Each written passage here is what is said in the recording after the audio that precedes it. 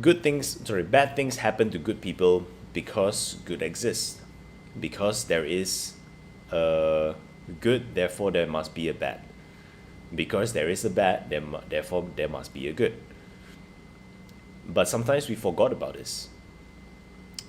We forgot about this, and we create this illusion within ourselves that if I do good, if I do good, I must therefore get good. If I do bad, I must therefore get bad. The idea of karma. But that is not what karma is. Karma means cause and effect. Karma doesn't mean good karma, bad karma. Swami Vivekananda said that karma is work. And Sadhguru talked a lot about how the more enlightened a person becomes, the more karma they get. Why? Because cause and effect does not start and end with you. Cause and effect starts and ends with everyone. It doesn't even end, actually. It has no start. It is just is. Someone does something on the complete opposite side of the world. The ripple effects are felt on this side of the world. That's karma. Something happened that caused a big massive explosion a couple of billion years ago, known as the Big Bang, and therefore we started to exist. That is karma. You do something, tomorrow somebody is thankful for you. That's karma.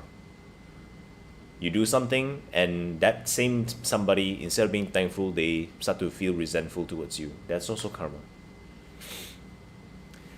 The reason why it feels so bad is because you may not be seeing life the way life really is. Huh? Felix, what do you mean by that?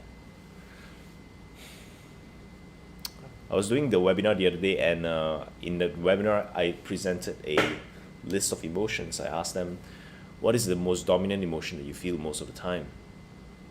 And they started typing down their answers. And I asked, what is the emotion that you don't want the most, that you don't like the most? They started typing down the answers. And then the flip was, how can you not have those negative emotions when you have the positive? How can you have the positive emotions when you don't have the negative? Because how would you even know what positive emotions are? So therefore, the good can only exist because of the bad. Because you can say, okay, there is this one I don't want. But why do you not want the bad? That is the question. Why do you not want the bad? Because, you see, what does happiness look like to you? When we go to a cyber cafe and we see all of those gamers, right? They are sitting in front of a computer and they are gaming. What kind of facial expression do they wear? They have this engaged facial expression, right? We don't expect them to see. We don't expect to see that, because that is joy, but that may not be happiness. Too many people are attached to the idea that happiness means joy, love, peace, right? Those sensations, those states where you're laughing all the time, smiling all the time, feeling peaceful all the time. That's hell. That's not heaven. That's not bliss. You see, so many people are addicted to games. But the problem with that is that there are things that they grind, that they don't like grinding in life, because things are monotonous, things are boring, so they go into the game and they do the exact same thing. Grind for XPs, grind for level up. They don't like dealing with all the bad stuff in real life, so they go into the game to deal with all the bad stuff in the game. If you are born inside a game world where every day you are just expected to fight monsters, kill monsters, fight other people, you'll be asking, what the hell kind of life is this? So, but why do people keep on playing? People keep on playing because the challenges in the game are easier than the challenges in real life. The badness inside the games are a lot lesser than the badness inside of life. But it is because of those badness, those challenges, those obstructions and difficulties and all of that shit inside the game that makes the game fun. What kind of movie would be nice if the protagonist never suffered? What kind of story would it make if there is no tragedy? So this amazing movie, this amazing story, this amazing game called life comes with it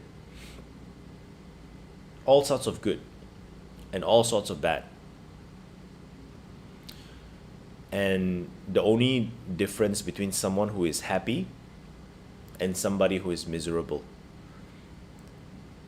is that a person who is happy accepts all ranges of life, and a person who is miserable accepts only very limited ranges of life. And I believe that if we want to have a full-time life, if we want to be a full-time human being, it is up to us to learn how to accept life the way it is, that the bad can happen to the good people. How do you exactly do that? Well, that's a story for another time. It's got to do with the dynamics of awareness and acceptance. Either ways, through acceptance or through ignorance, we can be blissful either way. But it is much more fun when we get blissful through acceptance. If you guys want to know more about that one, type down how do we accept life the way it is, and I'll do a live video on that sometime. In the meantime, hope this answered the question. I'll see you guys tonight, 6:45 p.m. In the meantime, stay safe, stay healthy, and stay true.